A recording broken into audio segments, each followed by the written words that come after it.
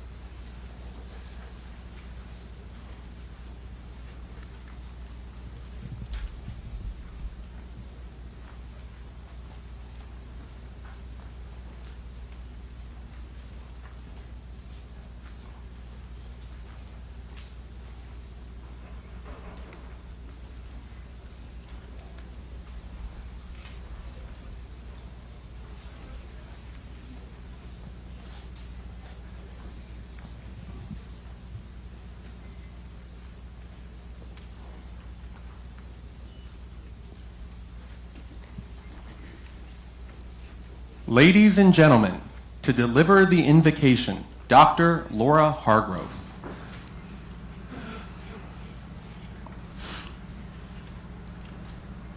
Let us draw nigh to the one who is the source of our strength and the strength of our lives, and let us pray.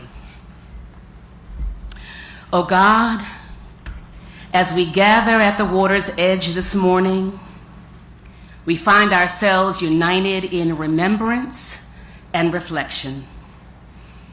We stand in the shadows of a past marked by the tragic collapse of the Francis Scott Key Bridge, the memory of which has left an indelible mark on our hearts and our history.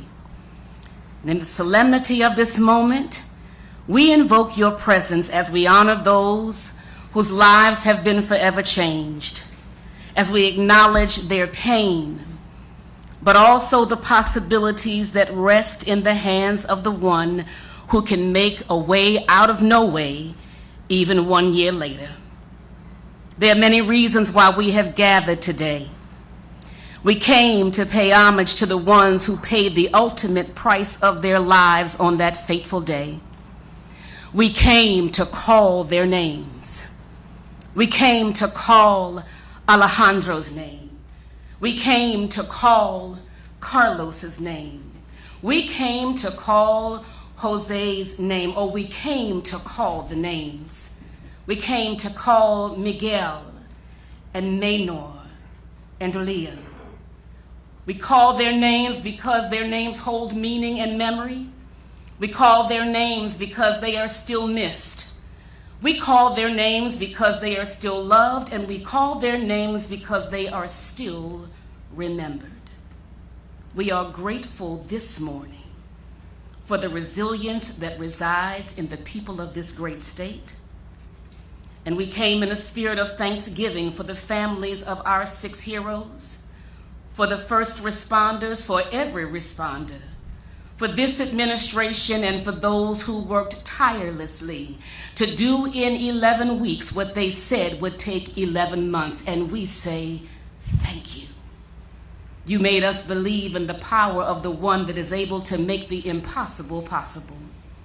For our esteemed Governor Wes Moore, who led the way with tenacity, and Lieutenant Governor Aruna K. Miller for standing in the gap, thank you. We have come to give thanks for every deed, seen and unseen, every kind word and listening ear, known and unknown, for every human and every holy act of grace that has brought us safe thus far, and that same grace will lead us on. Amen.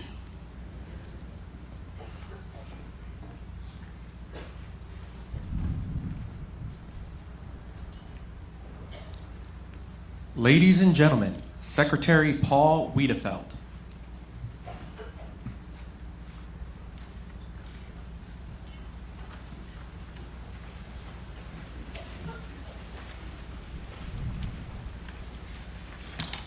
Good morning, everyone.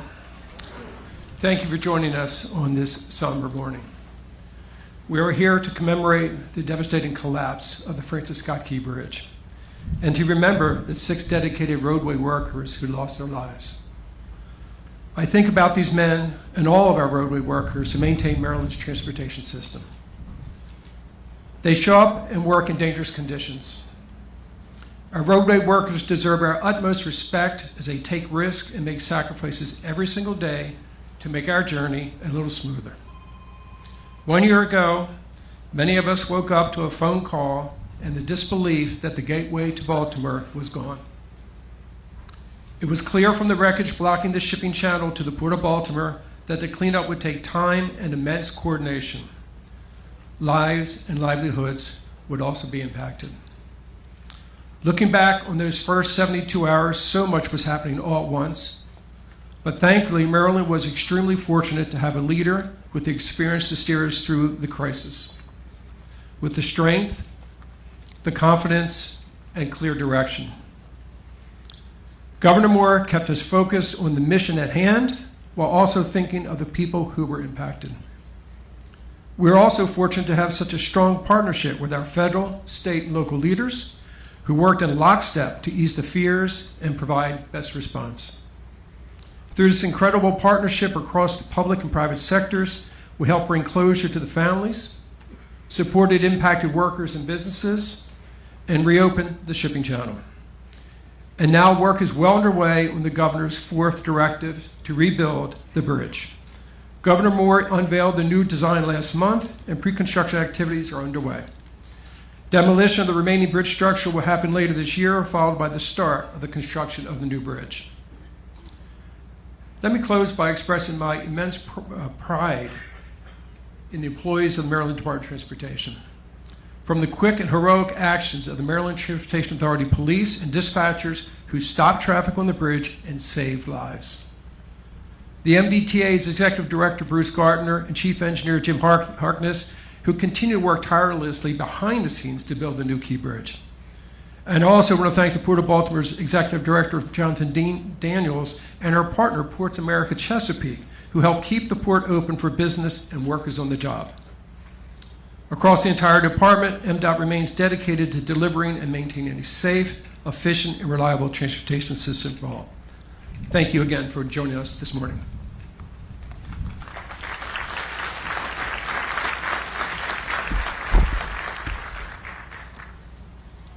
Ladies and gentlemen, Governor Wes Moore.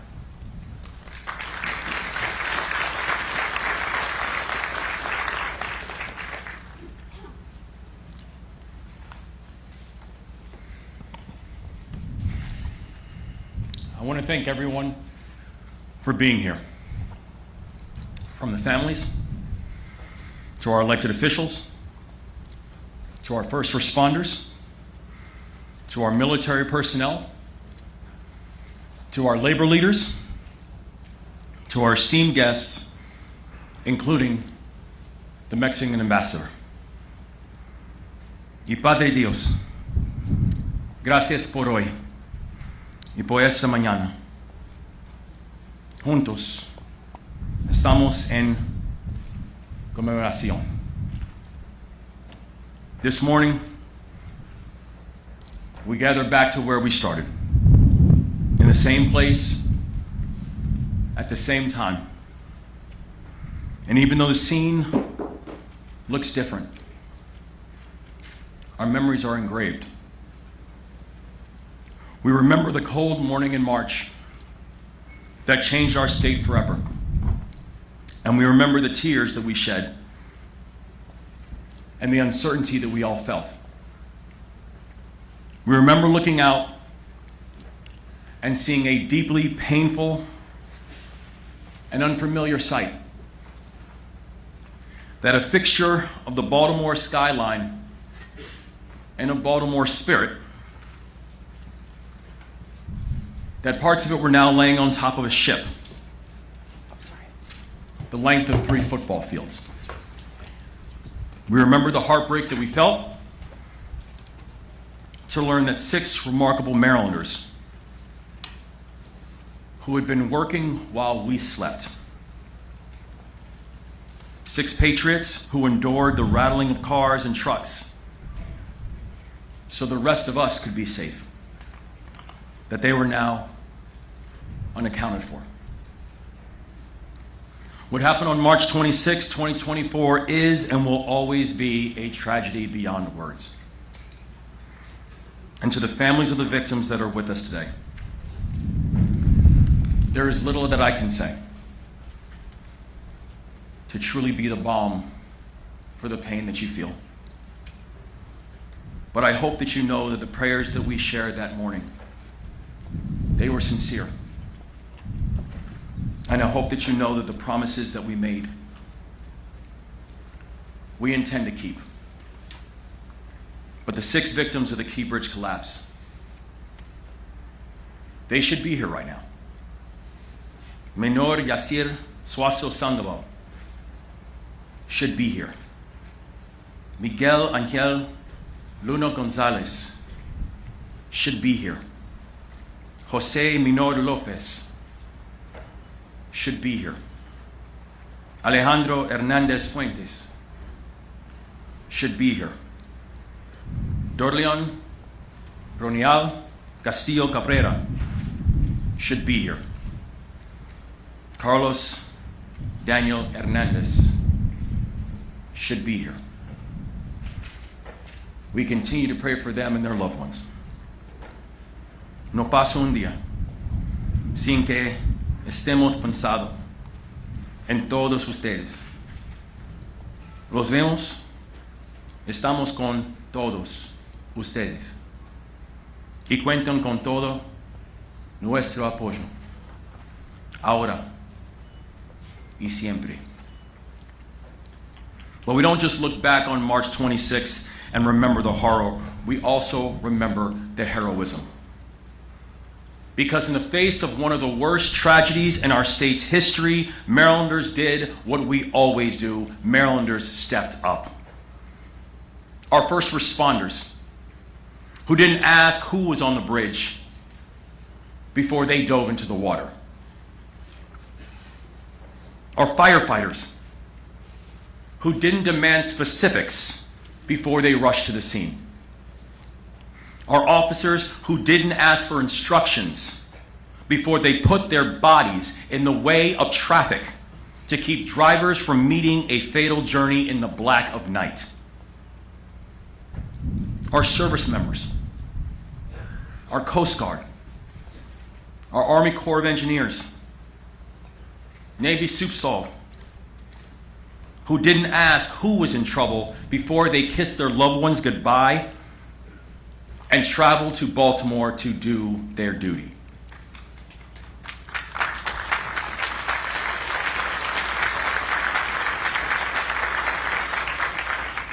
The private sector rallied, the General Assembly rallied, leaders at local and state and federal levels rallied, our unified command rallied. We laid out 4 objectives that morning. And together, and with God's grace, we brought closure to the families, supported our people, and cleared the channel in 11 weeks when people said it would take 11 months. There were no guarantees that we would succeed.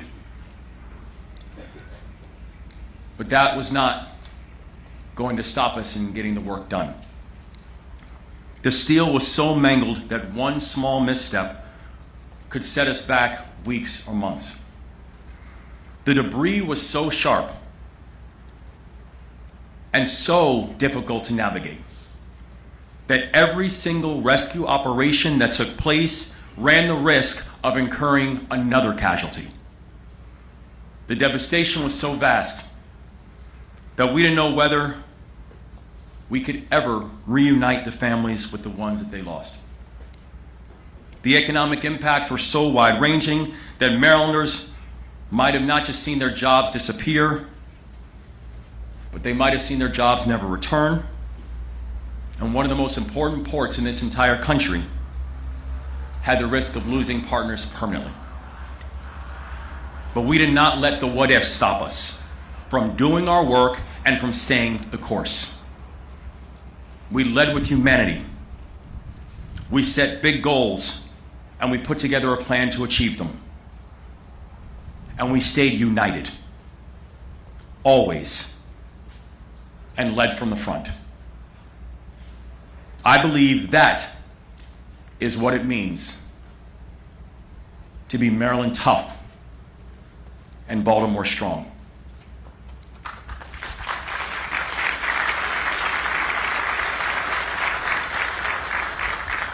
To look danger and uncertainty in the face and know that we will never flinch. To answer a moment of crisis with genuine courage, to help each other when one of us gets knocked down. It's who we are. It's who we'll always be. And I know that soon, after accomplishing the first 3 objectives, we will accomplish the 4th, which is Marylanders of this generation and the next will look up and once again see the Francis Scott Key Bridge standing tall, and you have my word on that.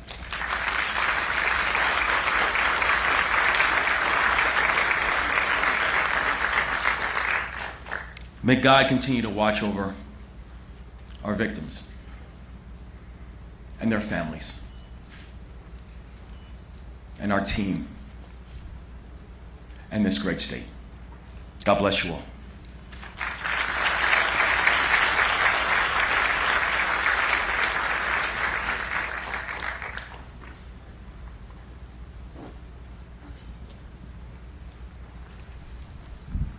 Ladies and gentlemen, Senate President Bill Ferguson.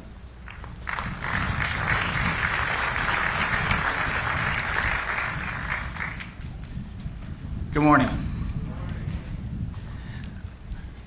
Mr. Governor, I have to admit I am more emotional than I expected this morning. Pulling up today and seeing this span immediately took me back to that moment in a way that I cannot even fathom the families of the victims of this horrible tragedy are feeling. Your loss is truly unimaginable, and I just want to say thank you for being here to remember your loved ones in a way that is impossible to describe, and I can only imagine how this past year has been. And I do want you to know, from the perspective of the General Assembly and the Senate of Maryland, we are truly here for you through this year and through the months and years ahead. This tragedy is overwhelming, and we sympathize with you every day. I remember a year ago standing on just the banks and seeing this horrific tragedy and immediately thinking of those who had been affected and thinking, how do we move forward from this? How do we not get stuck in a moment of paralysis? And I think of a saying that former President Barack Obama said, that when things seem the most hopeless, the next thing you have to do is just act. You just have to do one next thing. Find hope with one next action. And you know what I realized was that it was already happening. By 6:30 in the morning, our first responders were already in the water. Our firefighters had units from across the entire region out, ready to continue the rebuild and recovery. We had the Coast Guard, the Corps of Engineers, across local government, state government, federal government. We had heroes stepping up within minutes. In the deepest of tragedies, we share a common bond of the horror of pain of human suffering. But there's also the other side. The other side is the common belief in love and a hopeful future. And when I sit here today in front of that span and I look out into the audience of these incredible leaders and first responders, I hearken to that moment of hope where it became clear that this is going to be a moment that defines us. When people were acting, no one asked what political party they were from. No one asked where they grew up. No one asked what race they were. They showed up and did the job. And at a time when people have questions about government and our ability to do the right thing, to help people, this last year has been proof that we are better together to rebuild and to define a common purpose for the future. I want to thank each and every one of you for your impact. You are here today because you recognize that in the deepest of pain, that is the moment of the phoenix and rising, where we find our strength and our core humanity together. From the bottom of my heart, on behalf of the Maryland Senate, on behalf of the General Assembly, I want to thank each and every one of you for your continued impact and your belief in who we are as Marylanders, those who know that together we are unstoppable. Thank you.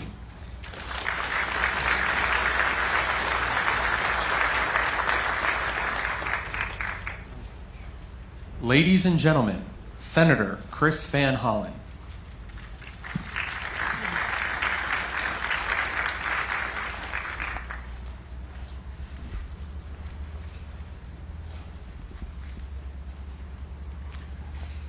We all remember where we were when we learned that the Key Bridge fell. It's a moment we will never forget, because the collapse of the Key Bridge was a local tragedy, it was a national tragedy, it was an international tragedy. It was a tragedy that was felt around the world. First and foremost, it was a human tragedy. We lost 6 beautiful souls who were working the overnight shift. Each had loved ones who were joining us today who depended on them. 4 were fathers. Our hearts are with you, their families, and loved ones. We know that 1 year passing does not lessen your grief. And this anniversary must be an especially difficult time. We love you and we will be with you forever. The collapse also disrupted the lives and the livelihoods of countless Marylanders. It deprived Baltimore City of a vital artery, and the fallen debris choked off the channel to the great port of Baltimore, an economic engine for our state and the region and the country. But as the bridge came apart, we all came together. The first responders, including the Maryland Transportation Authority officers who stopped additional traffic from going onto the bridge, preventing further tragic loss of life. The Maryland State Police, who recovered the bodies.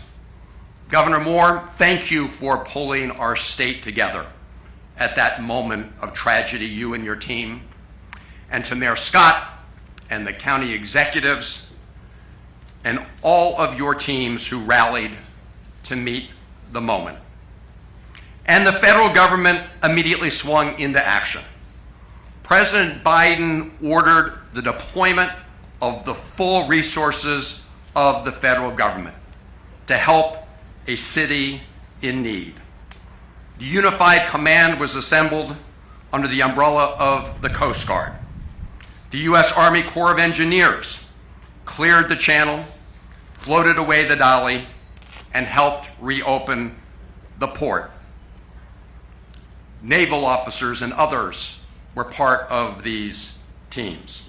The governor and the General Assembly and federal agencies provided economic relief to those who were most harmed financially.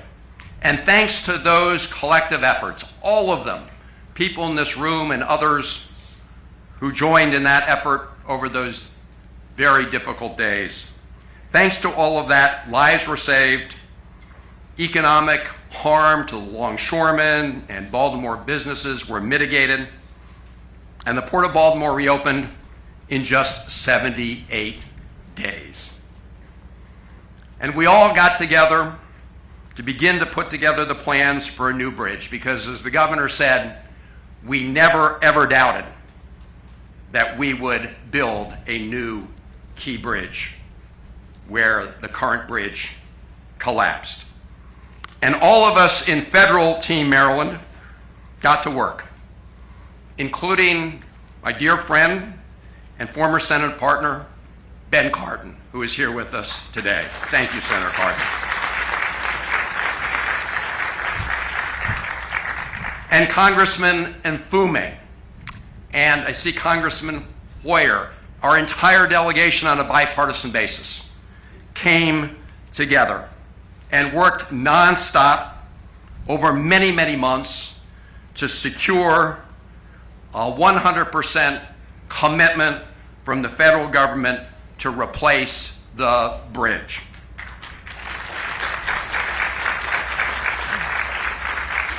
And last night, on the floor of the United States Senate, my new partner in the Senate, Senator Olszewski, and I thanked our colleagues from around the country because they did what we would hope every American would do at a time of need. They stepped up to help a great city and a great state. This all-hands-on-deck effort upholds a tradition that lies at the foundation of our union. When disaster strikes any one state or city, all of the rest of us should rally to assist. It's all for one and one for all. Now, the governor and Secretary Wiedefeld and their teams have unveiled a new design, and permitting is underway. As the governor said, we will make sure a new key bridge rises from this disaster. Out of this tragedy came unity. Unity of purpose, unity of action. Let us maintain that spirit of unity as we in Maryland meet the challenges ahead. God bless you all.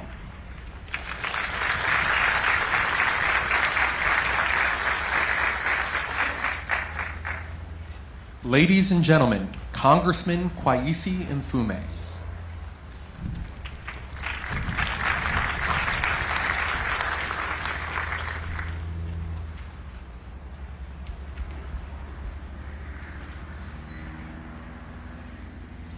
Good morning.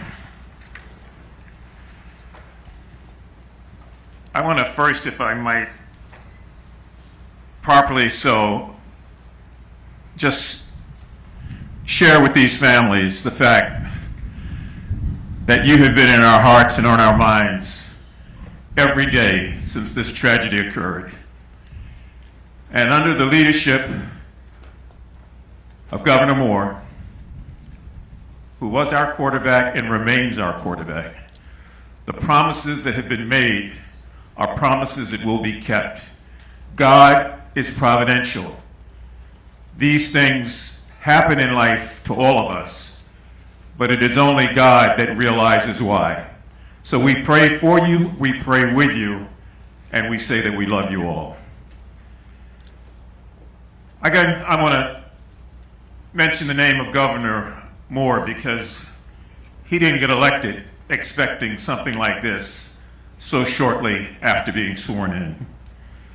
But he and his team that were assembled, that have been mentioned and will be mentioned again, worked with all of us. And boy, did we spend so many days down here, week after week, morning after morning, meeting with the press, talking with people who were providing, thanking the volunteers from Dundalk and Turner Station who brought food over in those early weeks, and believing that if we just stuck together, we would find our way forward.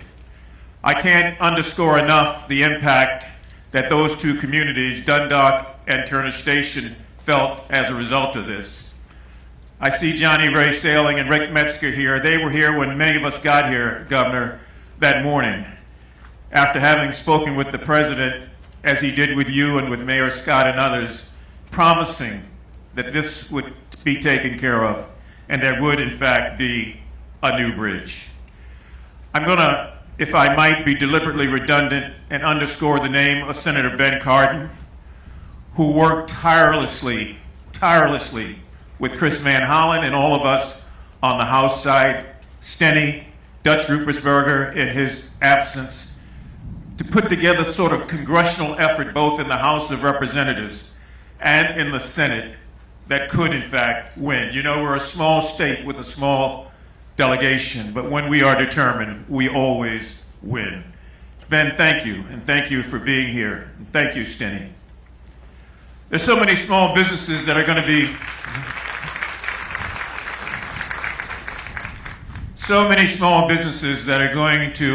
be meeting later today. That impact cannot be underscored enough. The truckers, the people who carried the food, the International Longshoremen, Local 33, Scott Cowan, and all those men and women that we met with on the docks day after day after day to try to figure out how commerce would start up again. Gwen Williamson and all the many people who've worked 20 and 30 years at the port, none of whom knew what was going to happen. I'd be remiss if I didn't thank the Coast Guard, the Army Corps of Engineers, Colonel Pinchason in her absence, for all that she did to hold us together and to help us through that period.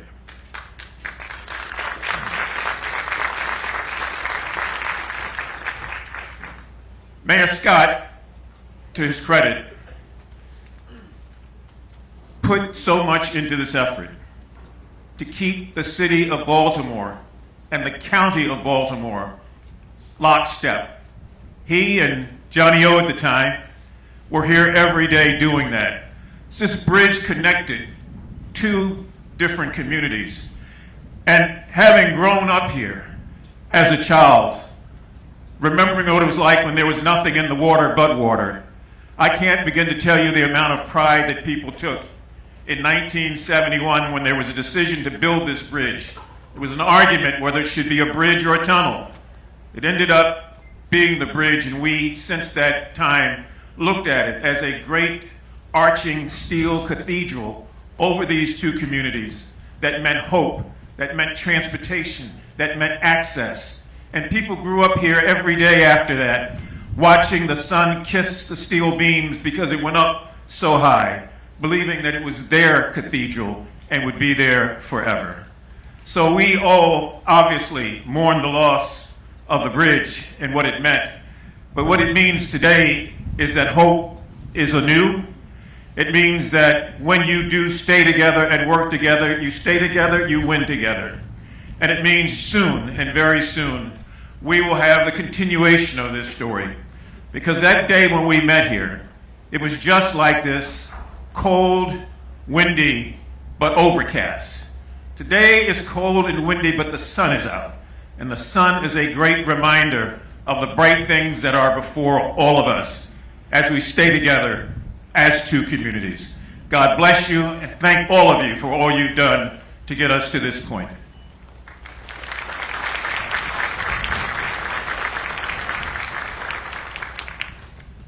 Ladies and gentlemen, Congressman Johnny Olszewski.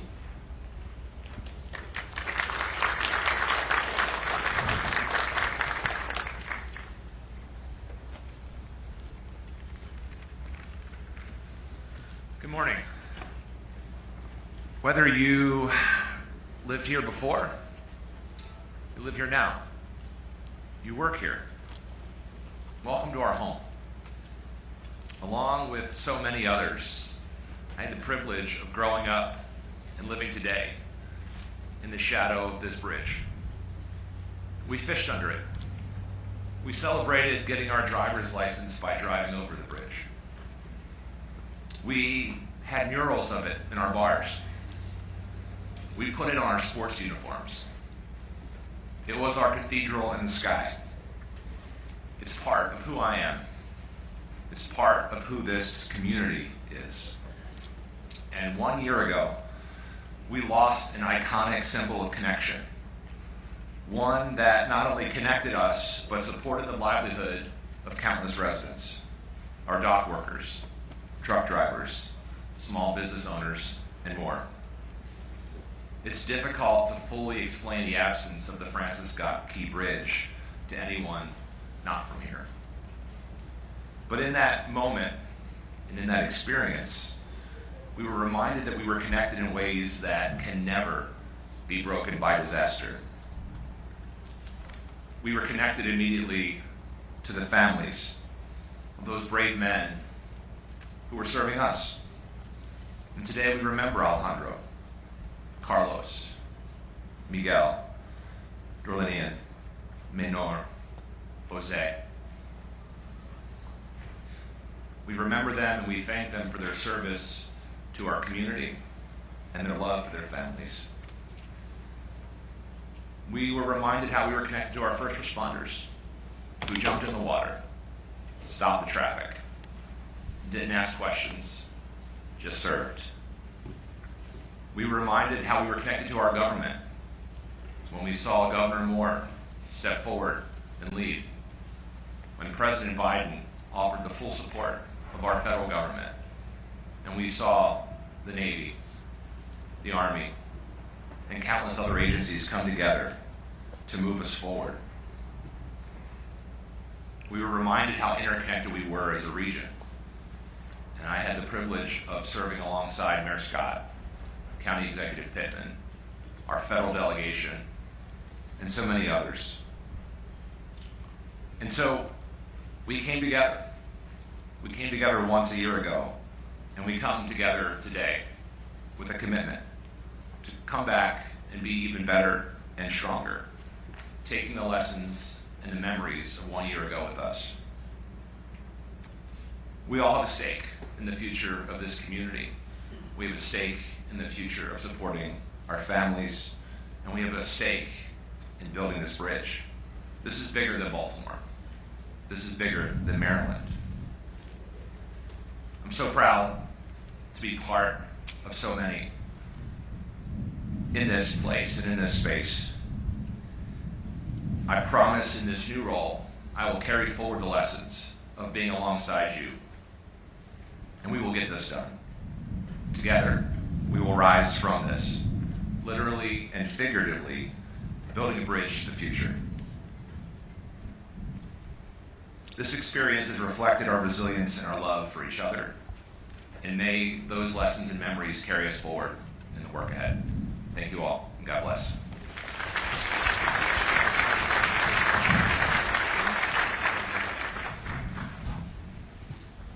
And now, a musical selection by the Baltimore Symphony Orchestra.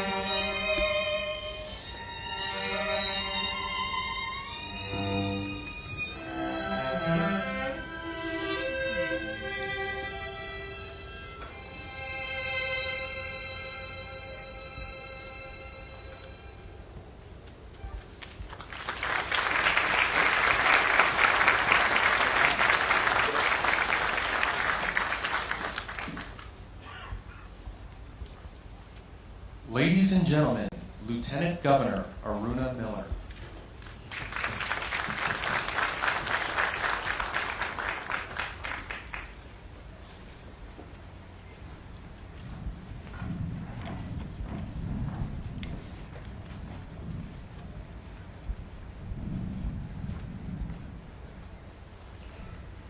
Thank you to the BSO for that beautiful music that you just played. You warmed all our souls here. Thank you. There are days that divide time, before and after. Days that shake us, inspire us, and reveal who we really are. March 26, 2024, drew a line in time. It was a day of heartbreak, courage, and a day that changed all our timelines. We gather here today to reflect and to move forward with purpose. And we mark 1 year since the Key Bridge collapse. To the families who lost their loved ones, there's nothing I can say that can make this day easier. But I hope being here together reminds you your loss is not invisible. Your grief is not carried alone. And your loved ones helped build this community. They shaped its story. They shaped our story. And while they may no longer walk amongst us, may they rest in peace.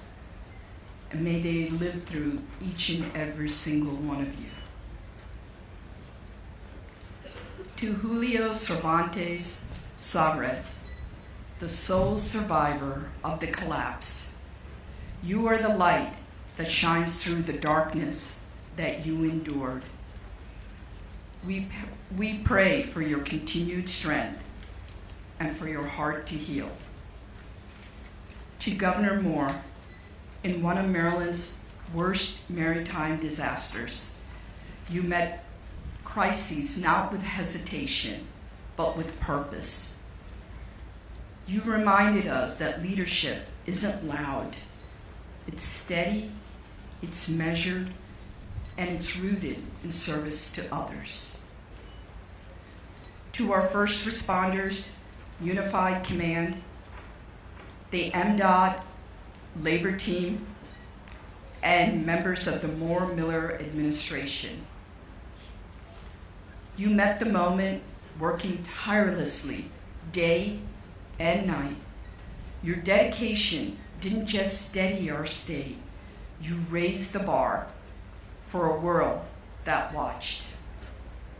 To our federal, state, and local partners, your immediate and collaborative efforts showed that statesmanship is grounded in partnership and not partisanship.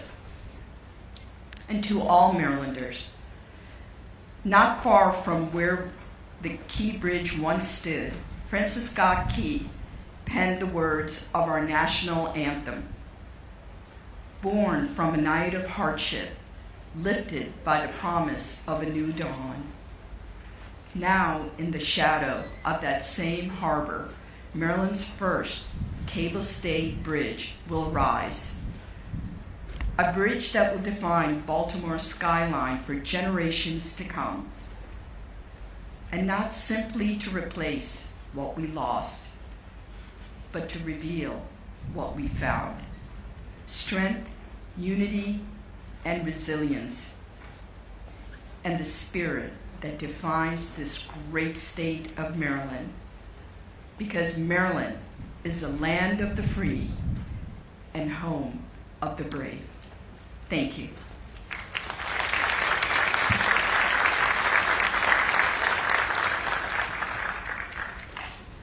Ladies and gentlemen, U.S. Coast Guard Rear Admiral Shannon Gilreath.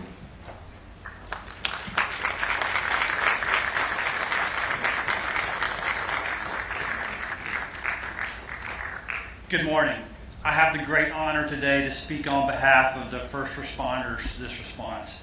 And I want to start by acknowledging the families Colonel Pinchason said it way better than I can today, but our thoughts, prayers, and condolences are with you, especially during this week. To Governor Moore, to Secretary Wiedefeld, to Mayor Scott, and all of our senators and congressmen and state elected officials and county elected officials and city officials and your staffs, thank you for the tremendous support you provided Unified Command during this response. Coming together in a bipartisan way to support the Unified Command, to visit the members of the Unified Command, to see what they were doing, to understand the work that they were accomplishing. We truly appreciate what you did. We also appreciate what you did that we couldn't do. Your work behind the scenes to support the victims, the businesses, the members of the maritime community that were impacted by this event. Thank you for that support, because that truly eased some of the pressure on the Unified Command. To the more than 1,500 first responders from 55 agencies and organizations who responded to this event and were part of Unified Command, thank you from the bottom of my heart for your hard work, your incredible dedication that you displayed throughout the response. What you accomplished recovering the victims, removing the bridge debris, opening alternate channels, removing the ship, and restoring the Port of Baltimore was simply amazing and serves as a testament of power to the unity of effort. There's no single entity that can respond to an event like this by themselves. No entity has the authority or the resources to do this by themselves. You have to do this together. And the Unified Command represents that opportunity to do that together. And I'm so proud of that unity of effort you displayed. You accomplished things on a timeline that no one was imagining was possible.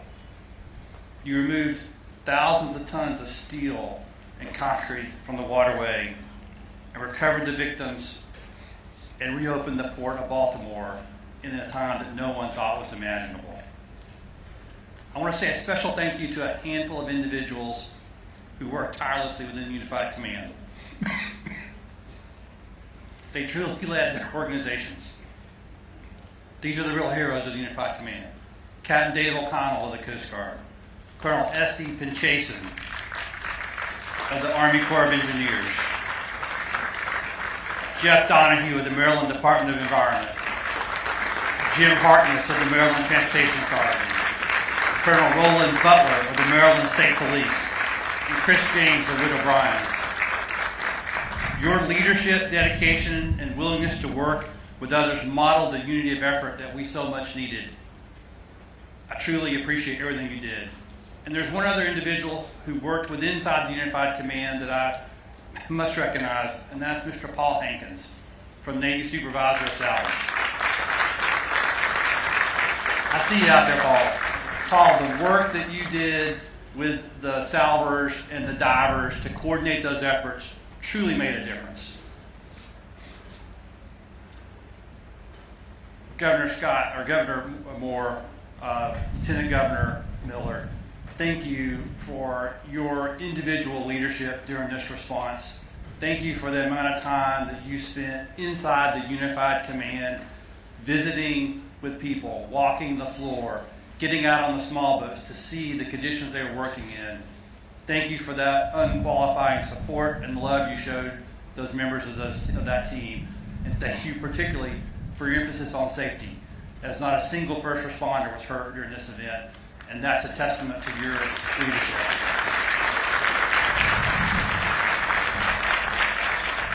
In closing, I want to say a particular word of thanks to the maritime community here in the Port of Baltimore and to the people in the community of Baltimore for your support and patience during this event.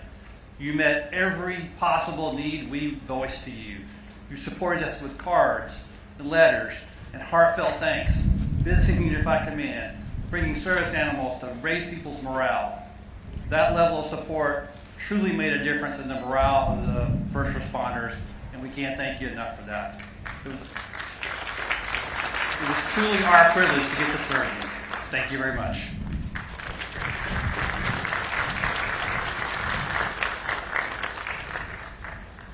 Ladies and gentlemen, Baltimore County Executive Kathy Klausmeyer.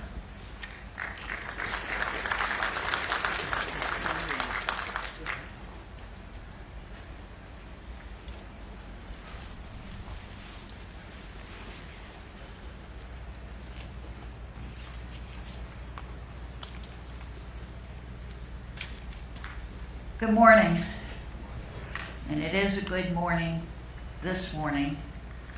Last year it wasn't, but we're here to continue and think about what's ahead of us in the next few years. I first want to say my condolences are with all of those that have passed on the bridge and their families. My thoughts and prayers are with you all. I want to thank Governor Wes Moore for being here and pulling everyone together. And I just have a few words that I just want to read. I'm the newbie on the block. That's all I kept thinking today, because I was sitting in Annapolis with my colleagues that morning, and I think someone said Senator Szeliga is here and Delegate Metzger, and Senator Szeliga got up and he started to speak, and you could have heard a pin drop because it was such an event of horror, and just we were all speechless. But I just am grateful that we're all here today, and I want to thank Governor Wes Moore for gathering us and for his continued efforts to help our region recover. Thank you as well to all our federal, state, and local community partners. And I just want to say, I was with County Executive Olszewski just the day before this happened, and my heart went out to him the next day when it happened. It was just so unbelievable to think about. And as I said, it was he and the mayor and the county executive Pittman that I kept thinking of because of the connection of the bridge. Together we are emerging from this disaster stronger and more resilient than before. We still have many steps ahead of us, but we are recovering thanks to our community and our partners. So thank you to all for all the efforts, and please continue to keep everyone affected by this disaster and your prayers, and let's move forward as we go along. So thank you very much.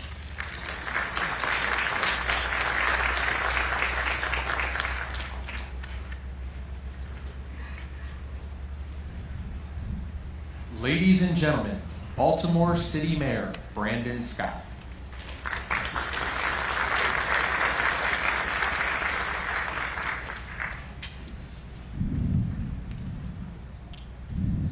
Good morning. This morning, I am grateful to be here this morning, surrounded by so many individuals who made up the original team that responded to this unthinkable tragedy. And when I think of that team, Mr. Governor, I want to say thank you to you, to the Admiral, to every single person, because when you think about what we were facing that morning, I would not go into any battle with any team other than the one we went through, because every single individual gave their heart for these families, for our city, for our state, and our region. So thank you, everyone.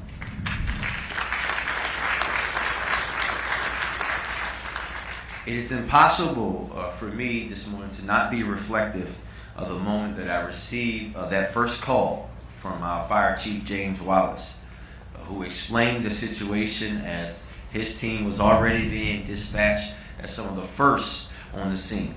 I want to thank every first responder from every agency, from every branch of government for your bravery and your work in some of the most challenging conditions that anyone has ever seen or worked in. In that moment, I once had him repeat himself to ensure that I got it right.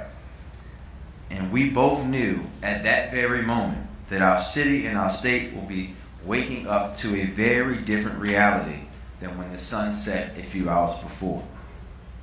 As we spent those first few minutes and hours together across the water from here at Fort Armstead Park, city, state, and federal teams were already coming together. Everyone working on the scene shared that same priority, those men that we lost in the water. Sadly that day, I had to remind far too many casual observers that that's where our focus was and where it should remain. But I never had to remind those who were on the ground, risking their own lives and health to bring home to their families Alejandro, Dorlian, Maynor, Carlos, Miguel, and Jose. Families, we made the commitment then that this city and state would wrap our arms around you and stand alongside you and provide whatever support you needed for however long you may need it. We stand by that commitment today, and I'm honored that we had the opportunity to grieve together as we remember the men they were, not just the thing that happened to them. While this, thank you.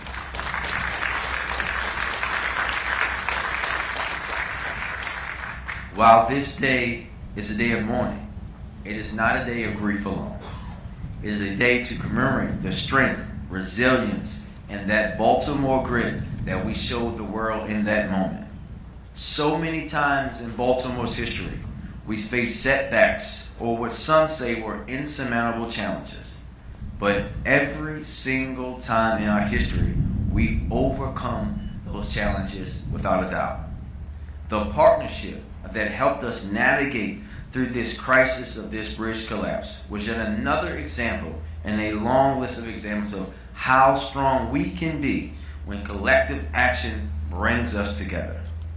What I saw in the minutes, hours, days, and weeks following the Key Bridge collapse was an entire country unified in understanding and in action. That is a unity that is all too rare today.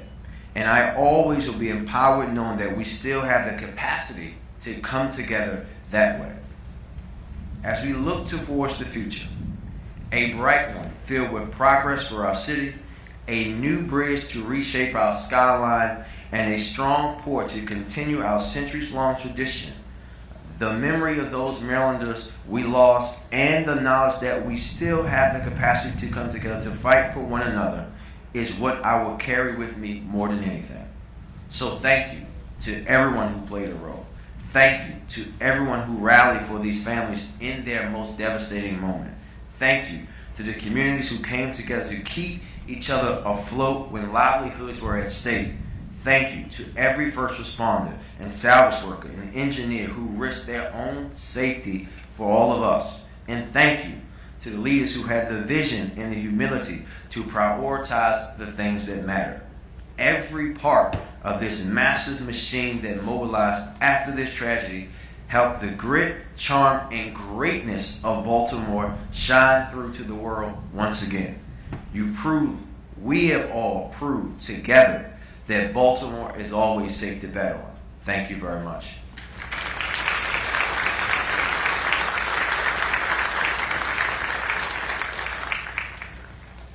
Ladies and gentlemen, Anne Arundel County Executive Stuart Pittman.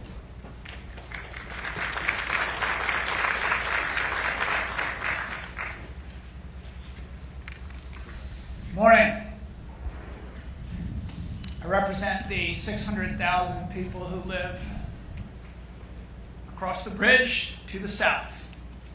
Anne Arundel County, whose North County neighborhoods began to truly thrive when the Key Bridge was built, and they could get to the jobs, the steel mill and the Port of Baltimore. I will never forget the phone calls that night, first from my friend, Mayor Brandon Scott, then from my friend, Governor Wes Moore, and from my friend, County Executive Johnny Olszewski, and then our fire chief, Tricia Wolford, whose divers were en route already that night. And then our police chief, Amal Allen, who was at the site with our Northern District Commander and our Homeland Security team.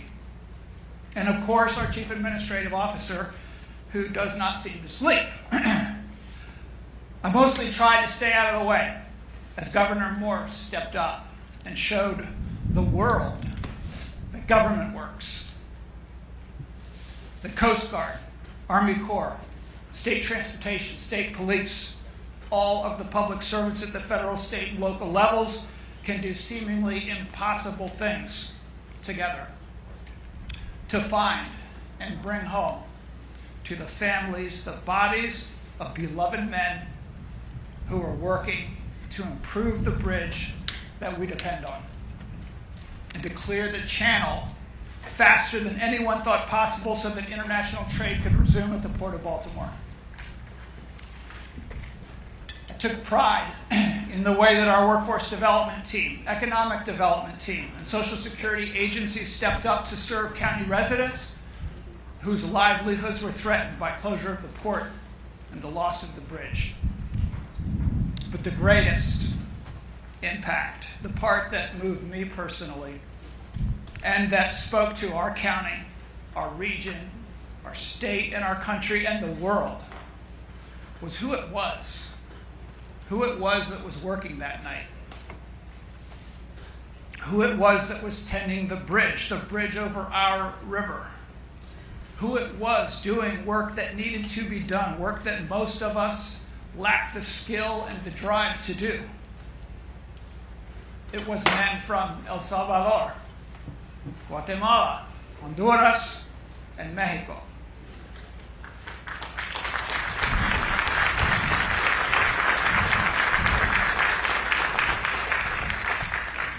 Each one of them had crossed our southern border looking for a better life for their families.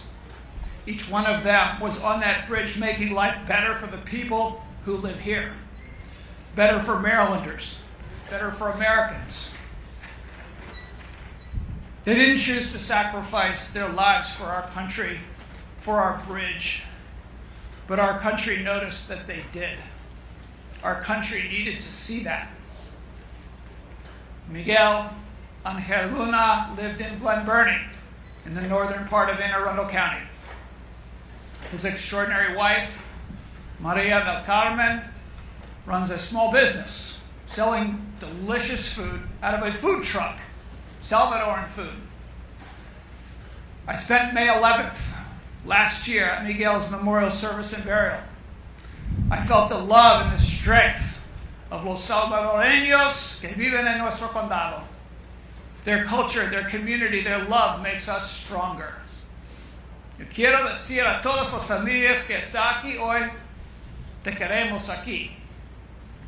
Tú haces que nuestra comunidad sea mejor. Y también el pueblo unido jamás serán vencido. The people united will never be defeated.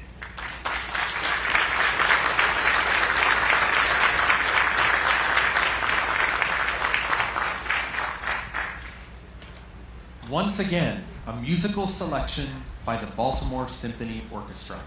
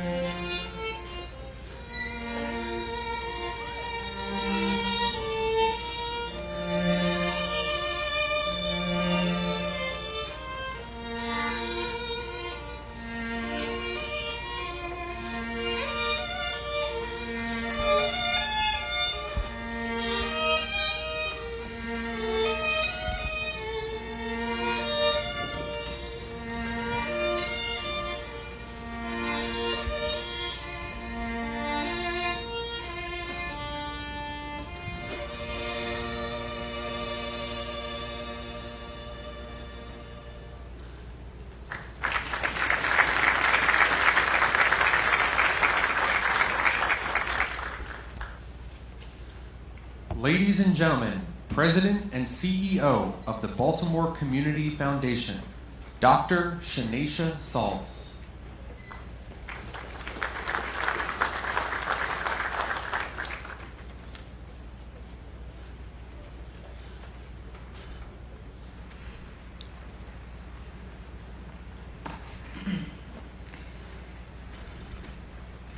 Thank you. Today, we remember and honor the human faces and resolve born of a tragedy. This is a heavy day. To the families and all those gathered this morning, we mourn. Please know, no matter how long the winter, spring will surely come. This morning, on behalf of the Baltimore Community Foundation, I'm here to say thank you, Baltimore, and friends of Baltimore.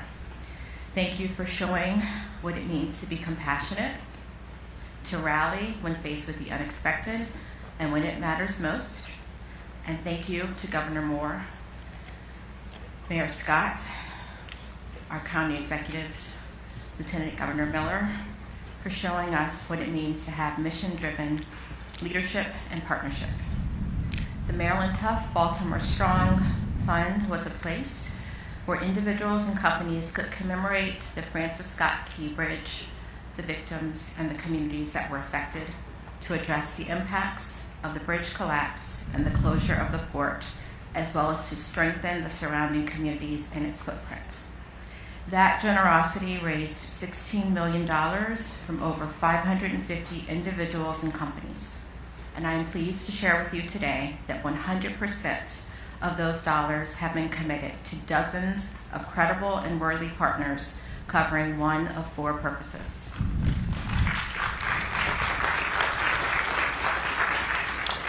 Direct relief, which includes cash assistance for more than 3,000 port workers and truckers, and also includes stocking food pantries, providing low or no cost mental health services, and supporting housing assistance and eviction prevention for immigrants in bridge and port adjacent communities.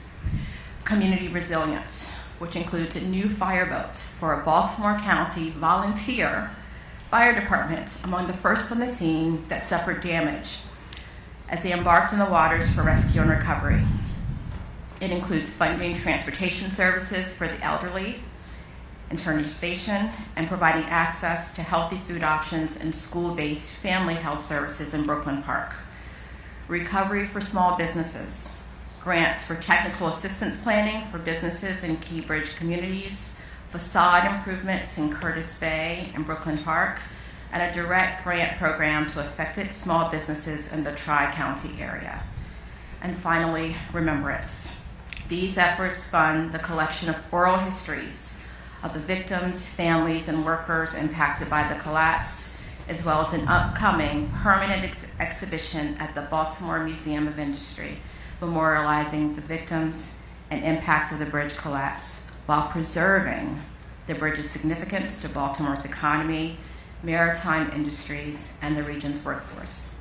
So I say again, thank you, Baltimore. Thank you for responding, for rebuilding, for supporting, and above all, for remembering. And thank you for working together to build a Baltimore that boasts a growing economy where all have the opportunities to thrive.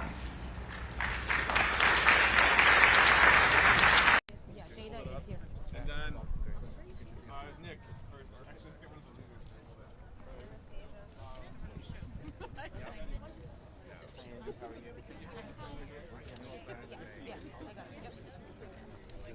Yep, I got it. Yeah. Great. Yeah, you're good, Bob. When the Congressman comes, you have your remarks, He's right? still scheduled, yes. Your remarks are in here? No, they're right here. I have them too.